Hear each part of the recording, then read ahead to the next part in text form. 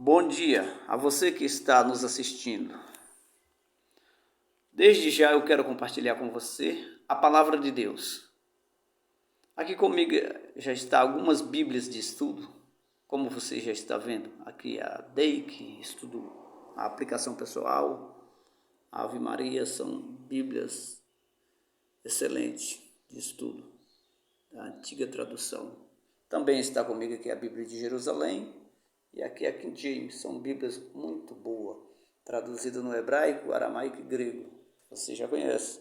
Aqui também comigo está a minha velha Bíblia, que eu estudo ela, é simplesinha, a Bíblia do Obreiro. Você pode ver que ela está bem judiada, porque ela está sendo manuseada, a palavra. Olha só, não tenho vergonha de mostrar, porque isso para mim é orgulho. Veja que ela está toda encardida. Mas é isso aí que o cristão deve fazer. Aqui em Mateus 24 é o texto que iremos mencionar. Vamos falar sobre o princípio das dores, sobre a grande tribulação e sobre a vinda do Filho do Homem. Já estamos mencionando este capítulo. Neste momento eu quero que você nos acompanhe em Mateus 24, para que você possa compreender esta mensagem. Mas neste momento eu quero levar ao Pai uma oração. Senhor Jesus, neste momento, entrego-me nas tuas mãos. Que o Senhor use o teu servo. Sou o teu vaso. Que o Senhor possa usar, Jesus, de forma, Jesus, que as pessoas possam compreender. Irei transmitir a tua palavra, que a tua palavra venha penetrar nos corações e no entendimento das pessoas que ainda não compreendem o que Mateus escreveu acerca do que o Senhor tem mencionado sobre a tua vinda, Jesus. Eis-me aqui o teu servo, Jesus. Eu quero que você nos acompanhe sobre Mateus 24, o que Jesus está falando. Mateus 24, vamos iniciar no primeiro versículo de 24. Você sabe que quando estava Jesus com os seus discípulos no templo, os discípulos mostrando ao Senhor a glória do templo. Realmente o templo era muito lindo. Tinha algumas colunas revestidas de ouro. Era um templo muito belo. Jesus disse aos seus discípulos assim: olha, isso aqui é lindo, na realidade é lindo.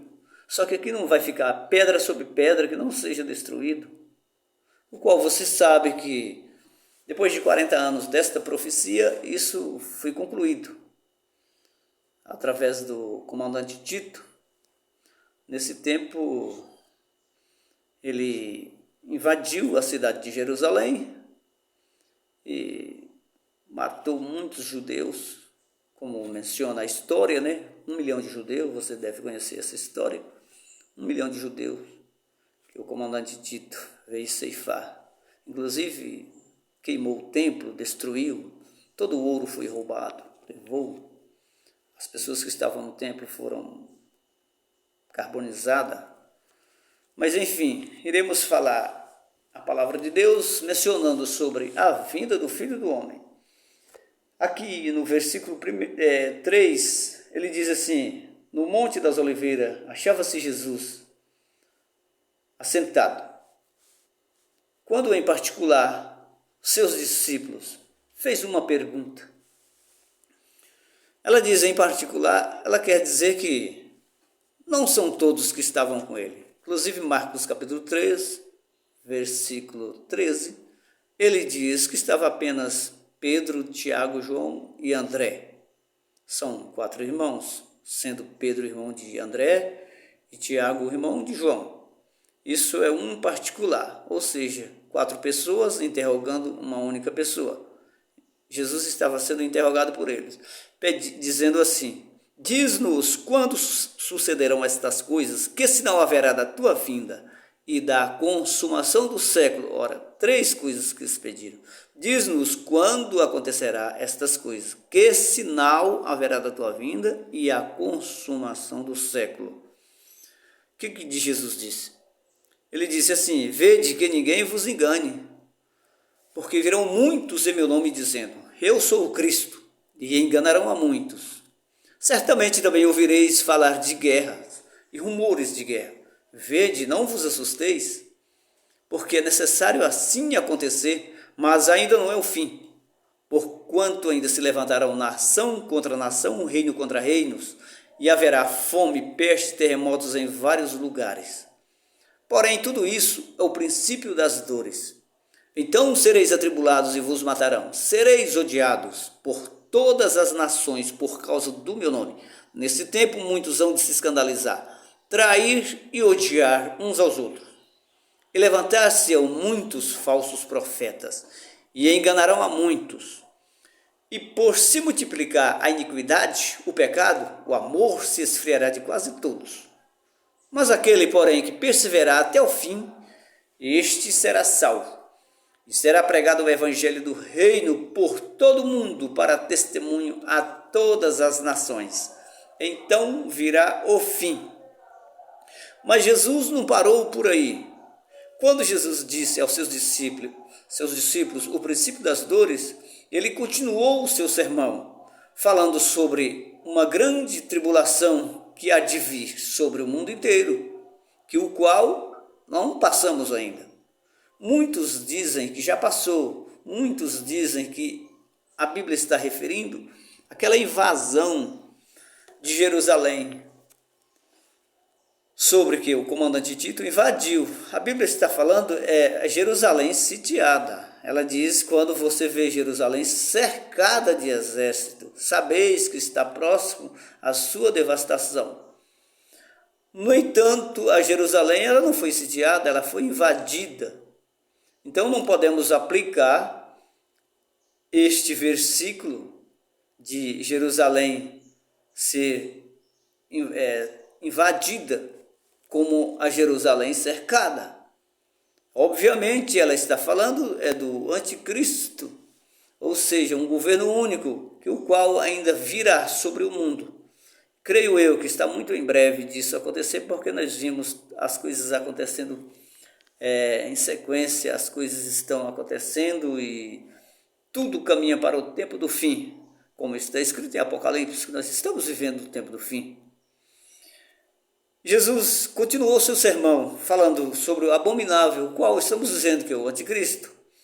Como ele refere que Daniel vem sempre mencionando a sua carta lá no capítulo 7, no capítulo 9, no capítulo 12 de Daniel, ele vem falando sobre este ser que há de vir dominar o mundo.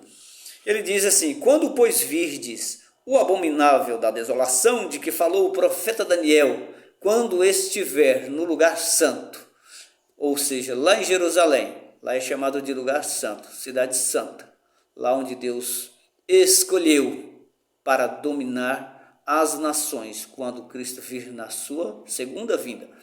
Ele diz que aquele que lê o livro de Daniel entende. O próprio Jesus disse: olha, aquele que lê Daniel entende o que Daniel está falando. Ele está falando do abominável. Quem é o abominável? O anticristo, que irá chegar neste mundo através de um falso profeta, certo? Ele que vem trazendo tudo isso.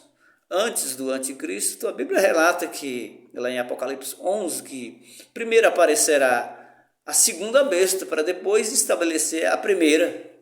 Enquanto a primeira besta não aparece, lá em Apocalipse 11, versículo 13 em diante, ela está falando sobre as duas bestas, a besta que surge da terra e a besta que surge do mar.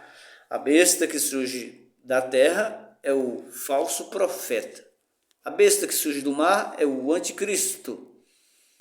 Ela que vem trazendo tudo isso, o qual ela vai dominar, trazendo também grande efeito espiritual, que muitas pessoas vão crer nas suas obras miraculosas. As pessoas vão crer, vão dar credibilidade que tudo aquilo que está acontecendo são obras boas, né? Na realidade, quando o governo do anticristo estiver dominando, vai ter 3 anos e meio pacífico. As pessoas vão estar reinando dentro de uma paz, alegria, festa, salário muito bom. É isso que ele vai promover. É um governo que vai ser excelente para quem está cego, não conhece o que realmente o Apocalipse está se referindo, do iníquo, ou seja, o filho da perdição. Melhor dizendo, o filho do diabo, para chegar melhor à sua compreensão. É assim que ela está dizendo. É isso que Paulo está referindo na carta aos Tessalonicenses, capítulo 4, versículo 13 ao 18, desculpa, o 2 Tessalonicenses, capítulo 2, do primeiro versículo até o 7, ele está falando deste abominável. E iremos continuar aqui. Ele diz aqui: quando você vê o abominável da desolação, de que disse o profeta Daniel, quando estiver no lugar santo, quem lhe entende? Então você que está na Judeia, fuja para os montes. Quem estiver sobreirado, não desça a tirar algo de sua casa. Quem estiver no campo também, de igual modo, não volte para trás para buscar a sua capa ou qualquer ferramenta que a pessoa necessitar. Continue onde está. Ele diz assim: ai daquelas que estiverem grávidas e das que amamentarem naqueles dias. Orai para que a vossa fuga não se dê no inverno ou no sábado. Jesus estava ensinando, trazendo essa mensagem para o povo judeu, o qual ele disse que os judeus pregariam para judeus e que os discípulos não fossem em Samaria porque aquele povo era gentil. Porque já era previsto também que Paulo fosse aos gentios, como você sabe, que Paulo que foi que trouxe o evangelho para nós, que nós era considerado como gentil hoje. Não, hoje nós somos judeu também. Na realidade, nós somos os verdadeiros israelitas, assim que Paulo diz. Nós somos israelitas. Por que somos israelitas? Porque nós aderimos à aliança de Cristo. Nós somos os verdadeiros porque nós fazemos parte da tribo de Israel. Nós fazemos parte da promessa de Abraão. Aqui ele disse que quem estiver na Judeia, fujam. E ele diz também sobre as grávidas, coitada das grávidas, daquelas que amamentam. Ora para que a vossa fuga não se dê no inverno e nem no sábado, porque nesse tempo haverá grande tribulação no mundo, como desde o princípio até agora não tem havido e nem haverá jamais. Ora, se a Bíblia está dizendo que vai ser uma grande tribulação, como nunca houve e nem haverá jamais, como a pessoa pode pegar esse texto e dizer que isso aqui aconteceu, que foi Tito, comandante Tito, que fez tudo aquilo? Realmente foi uma devastação muito grande. Para começar, o comandante Tito, ele não sitiou a cidade. O comandante Tito invadiu a cidade de Jerusalém. Como eu já disse anteriormente, que ele invadiu a cidade de Jerusalém, saindo pelas ruas, mataram muitos judeus, inclusive no templo. A história diz que foi 1 milhão de pessoas. Isso é uma invasão, não é sitiada. Se fosse sitiada, para que Jesus dissesse assim: você que está na Judeia, fuja para os montes? Em Lucas, que é a referência de Mateus 24, Lucas está dizendo assim: você que está na cidade, retirem-se. E você que está no campo, não entre nela, porque nesse tempo é tempo de aflição e angústia. Então, se ele está falando para você fugir para os montes, fuja para o deserto, é porque dá tempo você fugir. Ou seja, durante 3 anos e meio, que é da falsa paz, está o anticristo reinando dentro de Jerusalém. É assim que está escrito na palavra de Deus. Ele vai estar reinando sobre dentro de Jerusalém, reinando o mundo inteiro, com paz com alguns reinos e também intriga com alguns reinos, porque a palavra de Deus diz que não são todos, são muitas nações que irão fazer aliança com ele. Isso vale a pessoa entender isso aí, para não pensar que é o mundo inteiro. Claro que o mundo inteiro está sob a mão dele, mas não são todas as nações que irão fazer esta aliança. Porque ele diz que são muitas, quando se trata de muitas, não são todas. Ele diz que este abominável, a desolação, no qual ele se refere que é o anticristo, nesse tempo haverá essa grande tribulação e que as pessoas dizem ser o comandante Tito, na época do seu pai, que é o Vespasiano. Muitos tiram a conclusão que ele é o anticristo. Como assim? Aí eu te faço uma pergunta. Já que Jesus diz que é uma tribulação como nunca houve nem haverá jamais, então por que Hitler, um judeu, matou muito mais do que Tito? A história diz que Hitler matou 6 milhões de judeus. Então quer dizer que esse versículo aqui fica isolado? Ou quem está falando a verdade? Jesus ou você que está dizendo que isso aqui é o comandante Tito que fez essa devastação? Ou você não está compreendendo a palavra?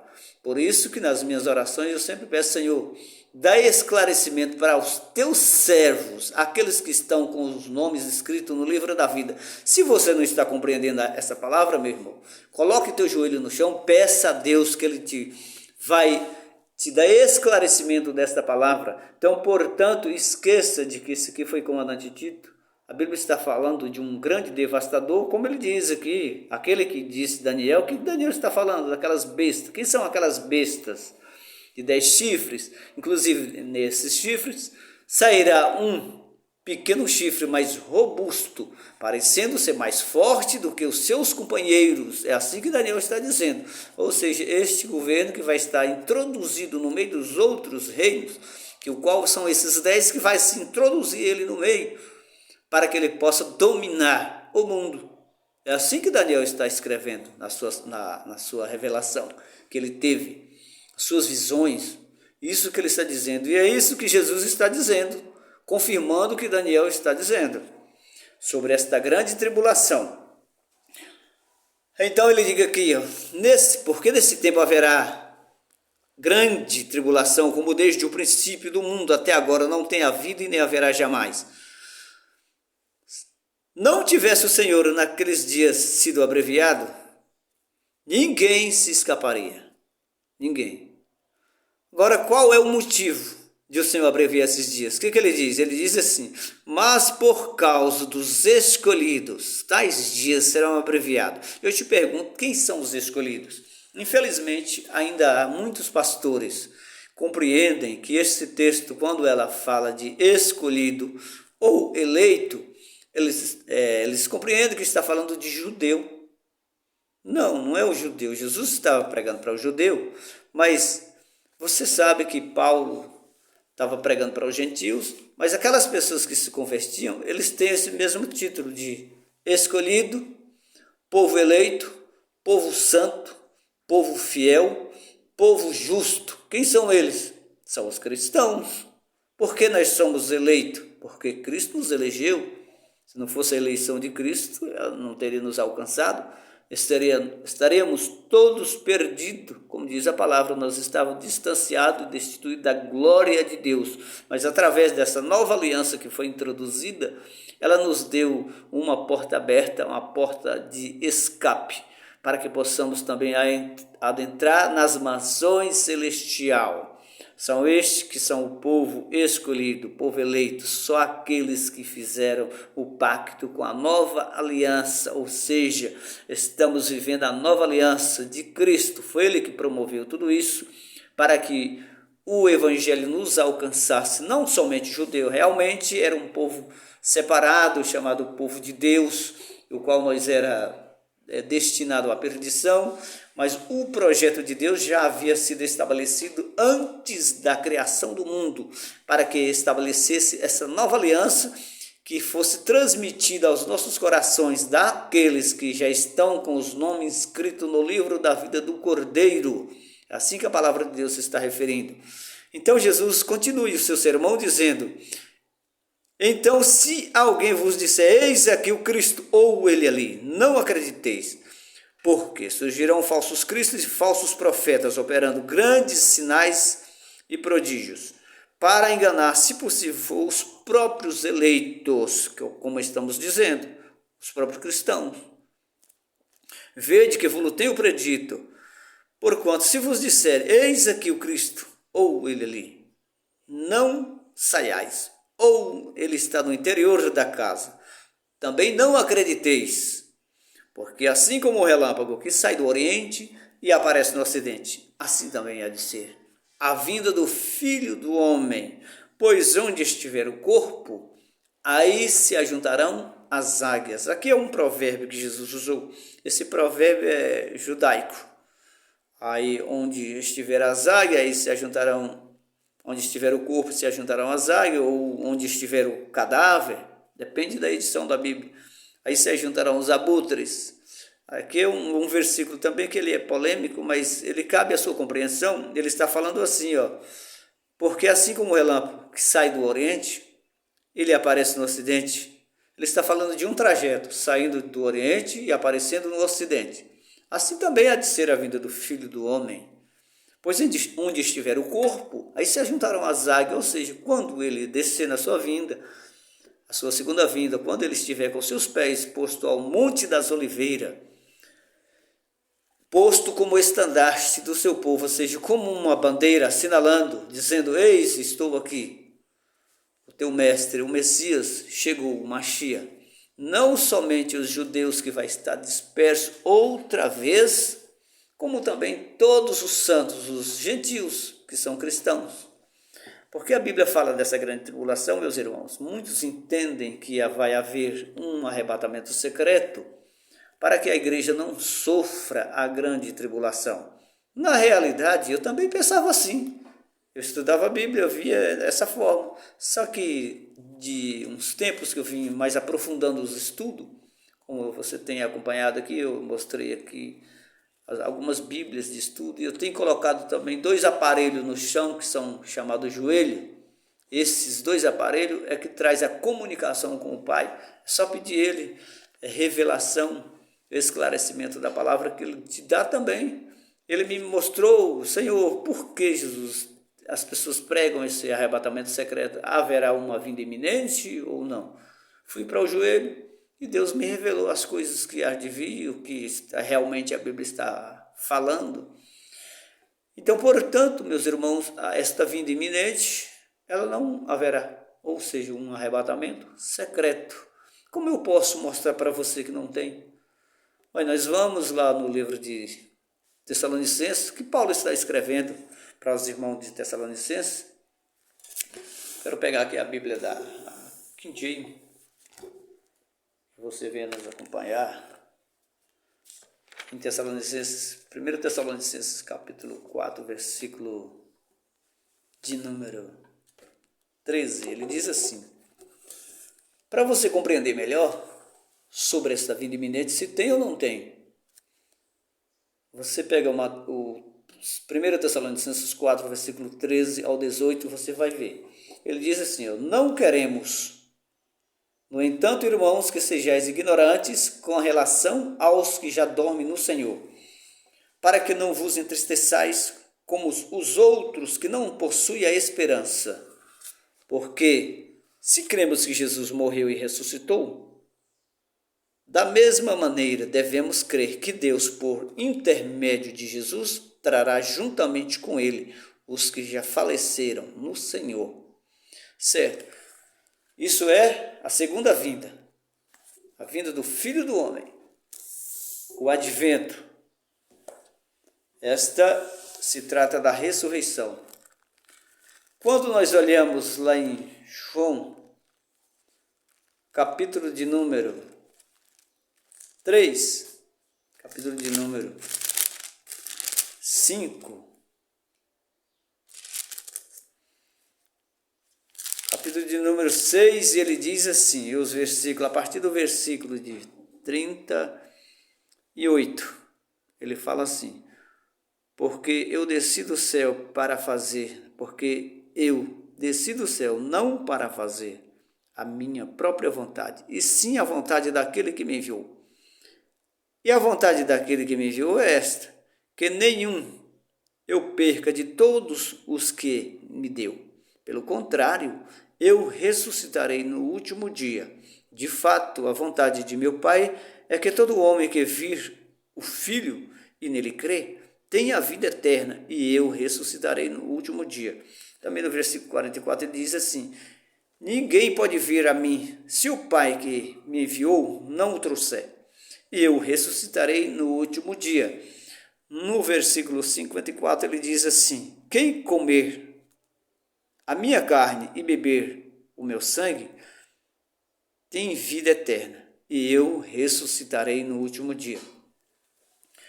A Bíblia já está nos dizendo que a ressurreição dá no último dia. E qual é o último dia? O último dia é aquilo que os discípulos fez a pergunta: Senhor, diz-nos quando acontecerão estas coisas, que sinal haverá da tua vinda e a consumação do século. Esse é o último dia, como a maioria das pessoas compreendem esse versículo, que esse é o último dia. Então, o dia da ressurreição é no último dia, ou seja, na vinda gloriosa, a vinda aquela que ele diz que vem com poder e grande glória, todo olho verá. Ela não pode ser uma vinda iminente, porque ele diz que todo olho verá e vai ouvir trombeta tocar. Como que se pode ser como eu posso aplicar dizendo que isso aí é o arrebatamento secreto, mas muitas pessoas pregam assim.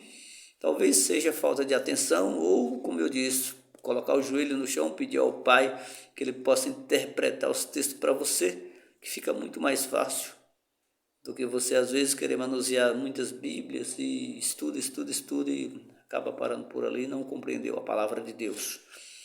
No entanto, nós sabemos que a vinda do Filho do Homem, ali é onde se dá a ressurreição dos mortos, como Paulo diz mesmo lá nos Tessalonicenses, sobre a vinda dele, a vinda gloriosa. E que os irmãos não ficassem tristes, aqueles que estão na terra, ou seja, quando Jesus vir a sua segunda vinda, as pessoas que estão na terra, porque eles dizem, por que ficais triste? Não fique triste.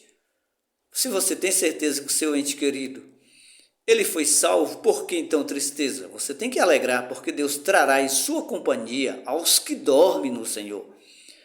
Razão tem aqueles que vão estar na terra e tendo a convicção de que nunca vai ver o seu ente querido, aqueles que não têm a salvação, aqueles que irá ressuscitar somente no juízo final, porque os de Cristo ressuscitam todos na sua vinda gloriosa. Isso estou falando desde o Abel até o último a ser decapitado pelo anticristo.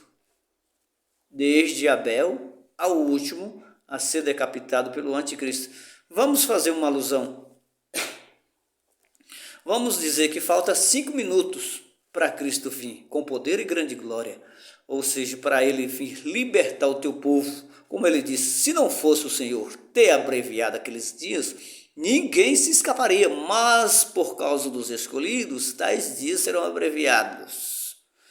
Vamos dizer que falta 5 minutos para que o Senhor venha libertar o teu povo. 5 minutos apenas. Vamos dizer que o último que vai ser decapitado pelo anticristo acabou de falecer neste momento. Este que acabou de falecer neste momento, ele tem apenas 4 minutos para a ressurreição dentre os mortos. Por quê? Porque eu disse, com 5 minutos o Senhor está voltando para libertar o teu povo, vindo das mansões celestial, passando pelo segundo céu, onde há os mortos da ressurreição. A Bíblia nos declara muito bem que onde está o primeiro céu, o segundo céu e o terceiro céu. O terceiro céu é onde está o Pai e o Filho à sua destra. No segundo céu, quem pode estar lá? Abraão, Isaque e Jacó, com todos os mortos da ressurreição. Lá é o céu dos mortos, em Cristo. Por isso que a Bíblia diz que eles já estão em glória, mas estão mesmo, lá é um paraíso. Por que eles não estão em glória? É claro que eles não estão ao lado de Deus, como está o Filho, mas estão aguardando a ressurreição também no céu, ou seja, no segundo céu. Porque o terceiro céu, isso estou dizendo como se alguém estivesse descendo, do primeiro, do segundo e do terceiro, ou seja, daqui para lá nós estamos mencionando de lá como o terceiro. E o primeiro céu, a Bíblia nos relata que esse primeiro céu vai ser incendiado, isso só dá no juízo final. Certo? Porque no segundo céu, daqui para lá, está mencionando que é o paraíso onde está Abraão, Isaque e Jacó, com todos os santos, que irá ressuscitar na vinda gloriosa do Senhor Jesus. Eu acredito que você compreendeu esta passagem. Então, quando ela nos diz que a ressurreição se dá na segunda vinda, eu te pergunto, na segunda vinda vai acontecer o quê? Você vai me responder, na segunda vinda vai acontecer que Jesus vem libertar o teu povo e estabelecer o seu reinado por 1000 anos. Será que vai haver esse bate-bola? Jesus vem no Monte das Oliveiras e pega a igreja e leva. Faz sentido? Para quê? Se ele está vindo a libertar o povo que está no cativo do anticristo, está debaixo de jugo, porque a Bíblia diz que haverá grande tribulação, Meu irmão, é melhor você preparar até mesmo o seu emocional, porque vai ser grande aflição. Porque nós podemos ver as referências de Apocalipse, Daniel. Ele diz que os santos serão entregues nas mãos deste iníquo e ele terá o domínio. Isso é para ser provado os verdadeiros cristãos, quem realmente está servindo a Cristo. Agora, se você, meu irmão, anda em santidade, em pureza, a tua vida sendo íntegra diante de Deus, eu te garanto, porque a palavra de Deus nos mostra que você vai ser protegido, vai ser guardado. Em Apocalipse capítulo 3, versículo 10, ele diz assim: porque tu guardaste a palavra da minha perseverança, também te guardarei na hora da aflição que há de vir sobre o mundo inteiro.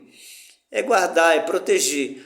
Em que na grande tribulação você vai passar, vai, só que ele vai te proteger. Mas desde que você está enquadrado como a igreja de Filadélfia, porque ele está falando sobre a igreja de Filadélfia, observe que todas as cartas são diferentes. Algumas cartas têm uma certa característica da igreja de Filadélfia, como a igreja de Éfeso, um povo simples, um povo que era bem cristão, que andava numa sã doutrina, mas também tinha suas falhas. Mas, porém, a igreja de Filadélfia não houve falha.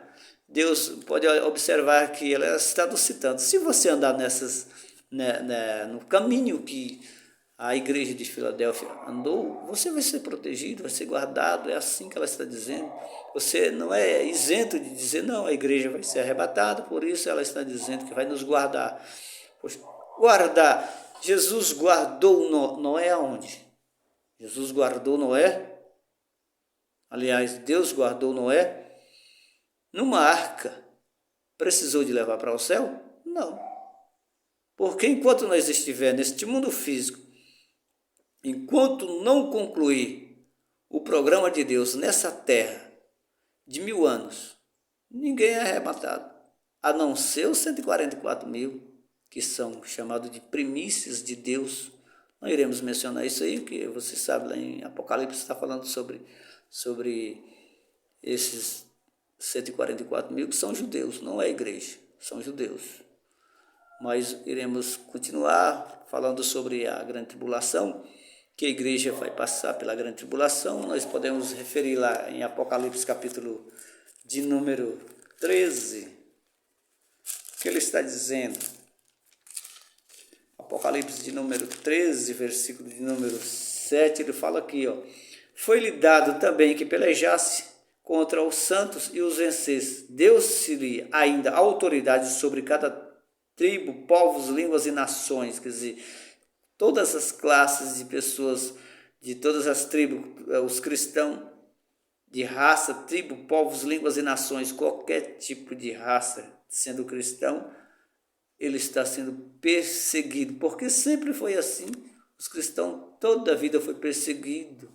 Onde que você vai encontrar na Bíblia que os cristãos nunca foram perseguidos? Os primeiros cristãos foram mortos como? Decapitados, entregues por leões, certo? Foi assim. Mulheres que perderam seus filhos e até a sua própria vida na base da espada. Mulheres foram tomados seus filhos, entregues para leões, para ver se elas negassem a sua fé em Cristo Jesus, mas morreram e não negou a fé. Então, por isso, meus amados irmãos, aqui a palavra de Deus ela está nos mostrando que o crente tem que andar em pureza e firme na rocha, para não se abalar com essas coisas que há de vir sobre o mundo inteiro. Ela diz que foi-lhe dado também que pelejasse contra os santos e os vencesse. Deu-se-lhe ainda autoridade sobre cada tribo, povos, línguas e nações. Ele diz sobre os adoradores da besta, aqueles que não estão com os nomes escritos no livro da vida, mas somente os escritos. Ele diz aqui no versículo 9 assim: se alguém tem ouvido, ouça. Se alguém leva para o cativeiro vai. Se alguém matar a espada, necessariamente que seja morto a espada. Mas não negue, porque aqui está a perseverança e a fidelidade dos santos. Daniel refere também essas passagens. Na realidade, o Daniel é o mesmo Apocalipse. Apesar que Daniel foi o Apocalipse do passado para mencionar o Apocalipse do futuro que nós estamos vivendo. é um livro apontando para o outro, são as profecias do tempo do fim. Então nós vimos, meus irmãos, os cristãos sendo entregue, é assim, os crentes, os santos, os eleitos. Aí você fala assim, não, mas aí vai haver a grande tribulação, a igreja vai ser arrebatada e nós iremos subir. Aí eu te pergunto, quem são esses santos? Quem são esses eleitos? Quem são esses fiéis? Quem são esse povo justo? Você vai dizer, não, são as pessoas que desviaram e aí agora ele está tendo um acerto com Deus. Por acaso isso é purgatório que você está pregando? O que é isso? Existe isso? A Bíblia diz, é o contrário, que essas pessoas cada vez mais eles vão se aprofundando. O que Apocalipse 20 ele diz é assim, quando as pessoas estão distante de Deus e os que estão perto de Deus, ele fala assim, continue o justo fazendo justiça. Continue o injusto fazendo injustiça. Continue o imundo ainda sendo imundo. O justo continue na prática da justiça. E o santo continue a santificar-se. Agora eu te digo, se haverá um arrebatamento dos santos, um grupo de pessoas subiu. Por que a Bíblia vai chamar essas pessoas ainda de santo? Se elas não estavam em qualidade de subir num arrebatamento secreto. Por quê? Te faço a pergunta, por que a Bíblia continua chamando esse povo de santo? Enquanto a Bíblia nos diz assim, que a pessoa quando ele afasta dos caminhos, ele é comparado como o cão que lança o seu vômito, depois ele volta para comer o vômito. É assim que é a situação da pessoa que está afastada dos caminhos. A palavra também diz que ele é como uma porca lameada que dá um banho nela, coloca até joias nela. No entanto, ela volta para o lameiro, tornou sujar. Essa é a situação que a Bíblia nos diz, que é a situação da pessoa que está distante de Deus, quer dizer, a ponto de não poder subir no arrebatamento secreto, mas continue sendo santo. Como assim? Eu acho, não sei, acho a mentalidade, desculpa por assim dizer, uma mentalidade muito mística da pessoa compreender esse texto de ser chamado santos, escolhidos, eleito, povo fiel, povo justo, ser comparado com essas pessoas que ficaram. Não é melhor aceitar que iremos passar por uma grande tribulação e ser fiel até a morte? Não é isso que é melhor para nós? Porque ele garante aqui no capítulo 22, no capítulo 20 de Apocalipse, ele garante que essas pessoas que não negarem a fé, que irão passar pela grande tribulação, vão ser levados para o cativo, que essas pessoas que não negaram a fé, elas vão ser decapitadas, vai. Mas para ser provado, Daniel diz que muitos vão ser provados pela espada, pelo fogo.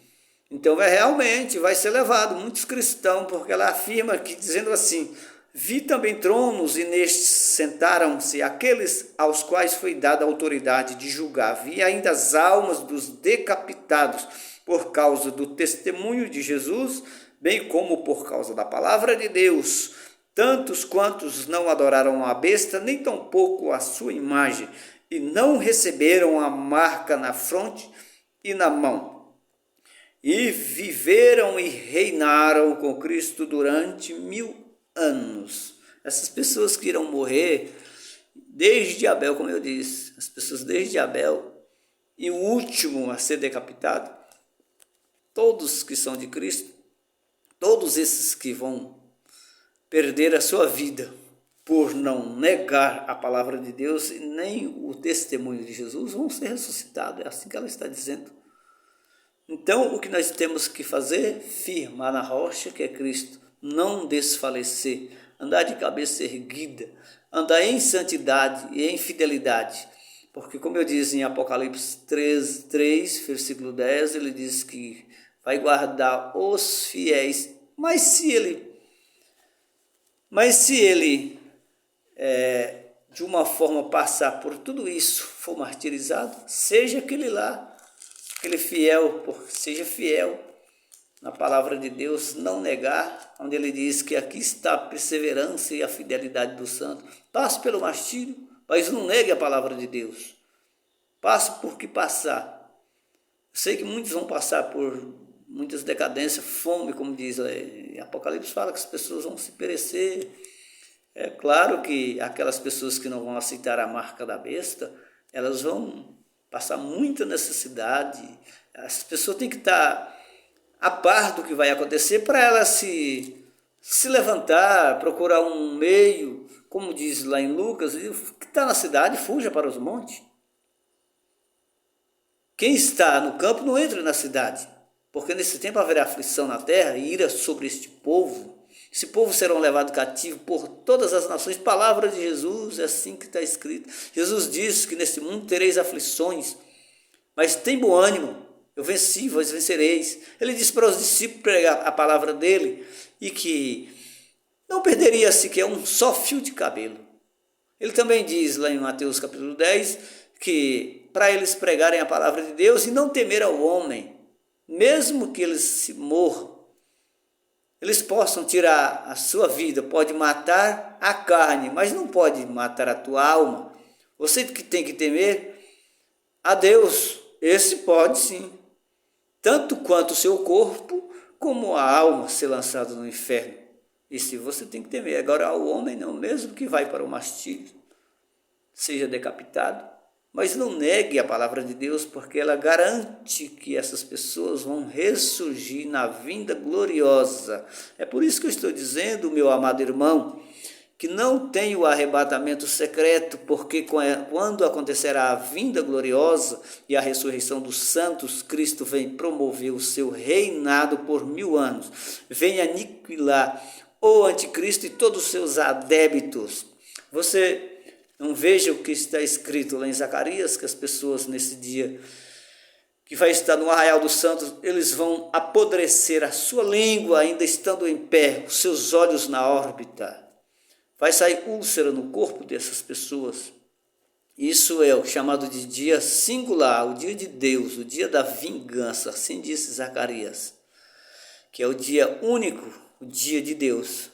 Por isso que ele faz o convite para aquelas aves, aqui no capítulo 19 de Apocalipse, ele faz convite para aquelas aves do céu, quando ele diz assim, então vi um anjo posto em pé no sol, e clamou com grande voz, falando a todas as aves que voam pelo meio do céu, vinde, reuni-vos para a grande ceia de Deus. Que grande ceia é essa?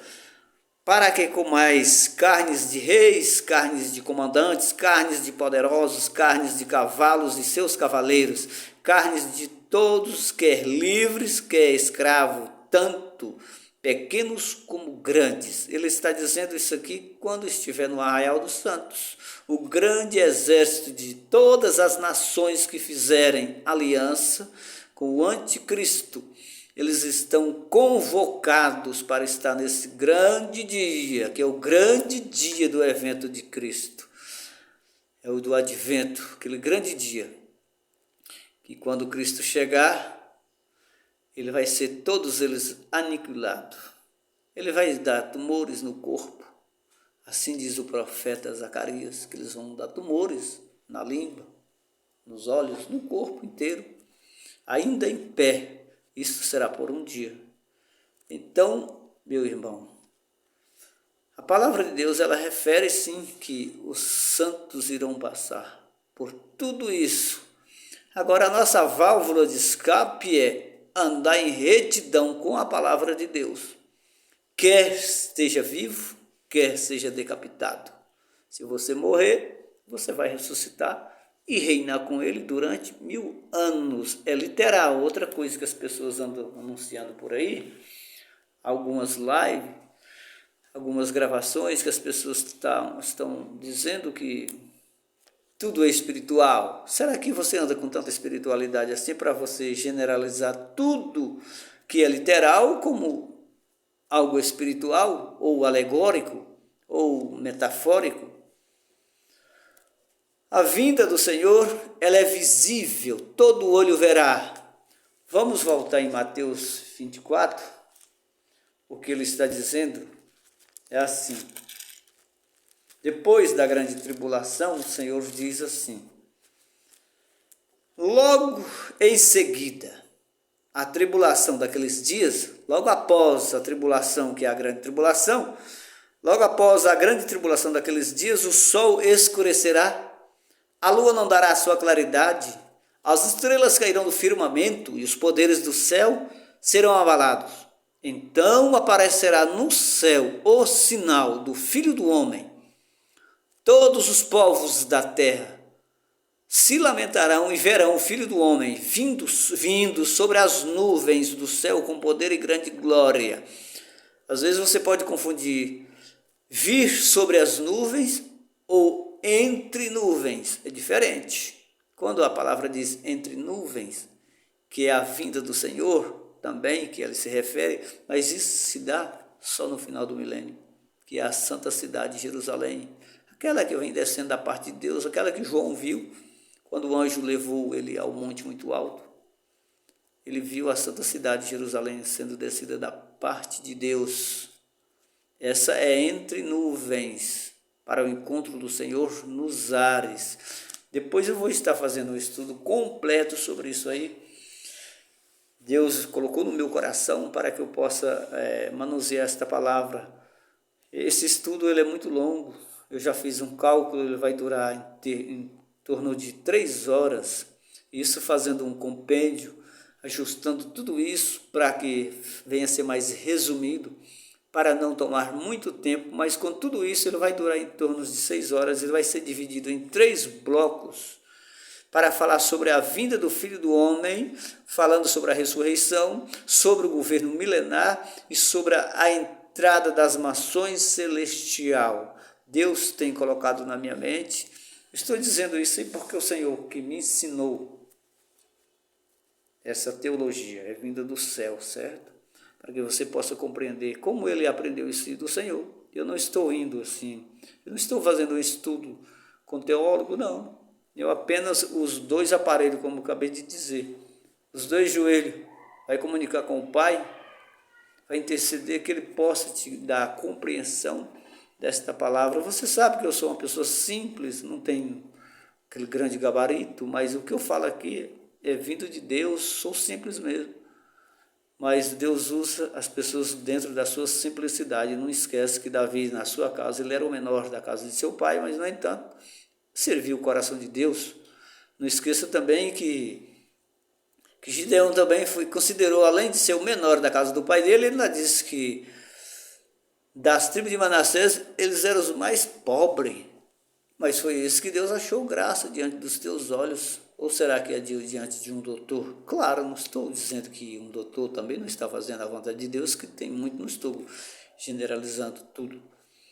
Mas dentro de uma simplicidade, de humildade, Deus usa o teu servo, independentemente que ele seja leigo, independentemente que ele seja doutor.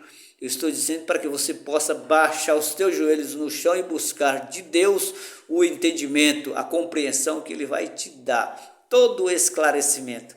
Eu quero encerrar aqui agradecendo a você que nos assistiu e eu peço ao Senhor Jesus que Ele venha dar mais entendimento para você, que você possa entender esta mensagem, que ela venha refletir na sua mente e possa descer até o seu coração. Mas uma coisa eu quero te deixar, mais um lembrete: fique firme em Cristo.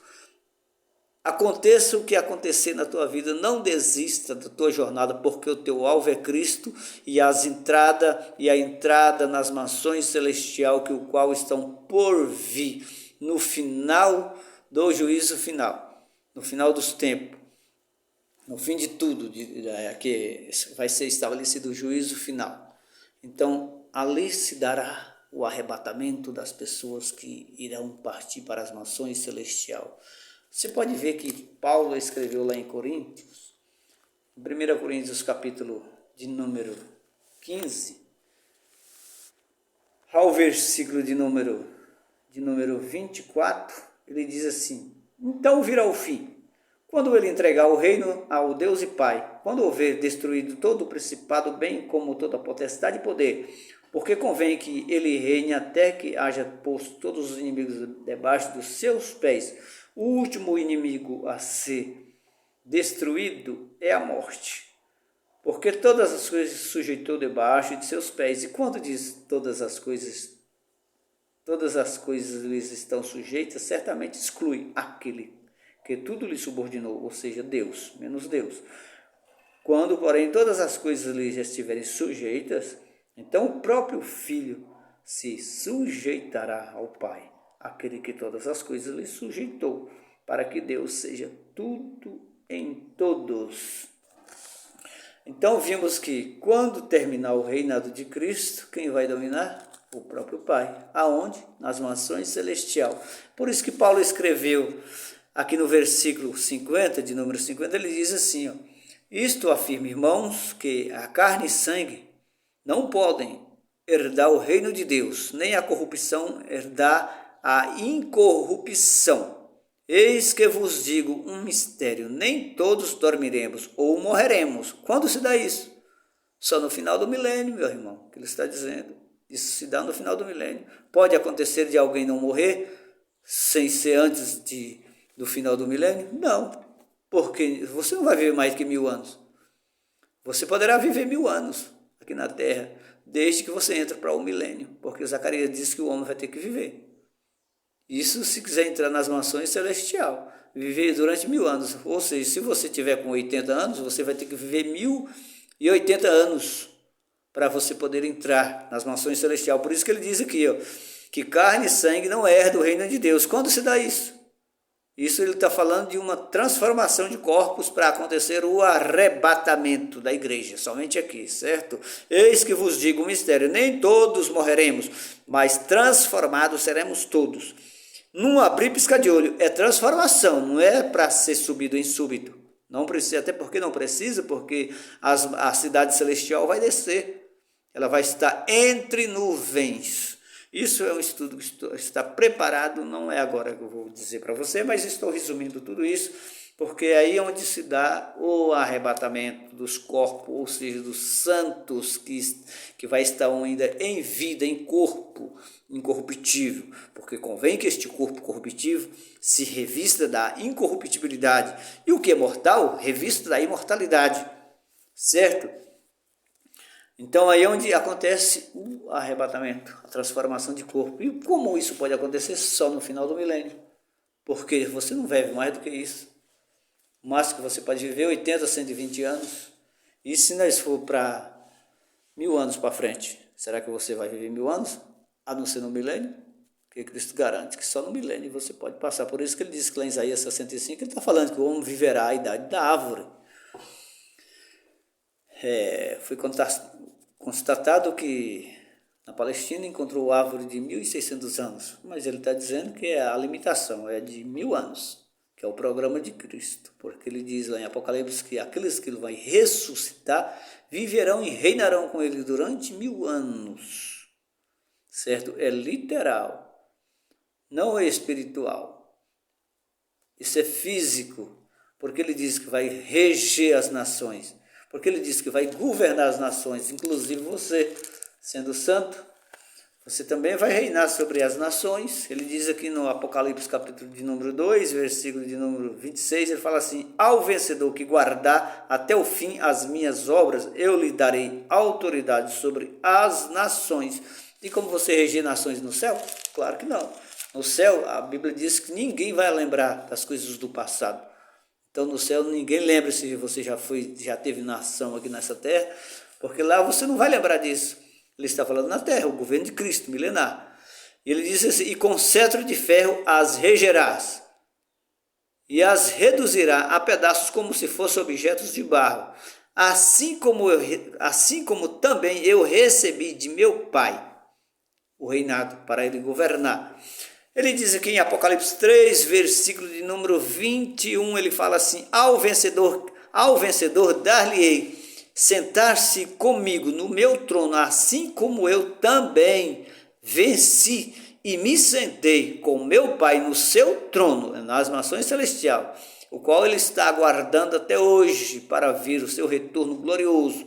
Ele está dizendo que ele venceu, está sentado à destra do Pai, também ele vai te promover tudo isso, você vai sentar ao lado dele com Abraão, Isaac e Jacó no reino do céu. Outra coisa é bom lembrar para você, quando a Bíblia diz que o reino do céu, o reino de Deus, ele está mencionando o reino aqui no terreno.